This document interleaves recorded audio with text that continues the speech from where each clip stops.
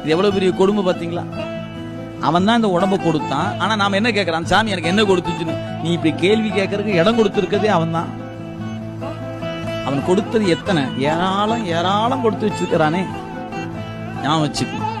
என்னைக்கு உங்க அறிவு வெளிப்பட்டு, உங்க இச்சை வெளிப்பட்டு, உங்க ஞானம் வெளிப்பட்டு நின்று இது எல்லாம் இறைவன் தந்தது, இது எல்லாம் இறைவன் தந்தது என்று சரணாகதி அடைகிறீர்களோ அன்னைக்கு வரைக்கும் செத்து செத்து பிறக்கும்.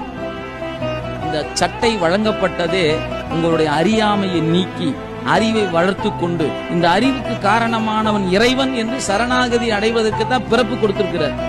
நாம என்ன நினைச்சிட்டு இருக்கிறோம்? பிறந்த பிறப்பு பிசினஸ் பண்றதுக்காகத்தான், நல்ல தொழில் பண்ணணும், நல்ல சம்பாதிக்கணும்.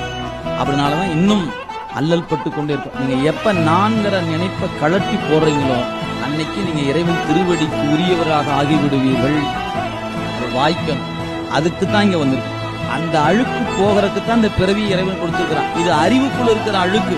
அந்த அறியாமையாகி அழுக்க நீக்கத்தான் இந்த பிறவியை கொடுத்திருக்கிறான் இறைவன்.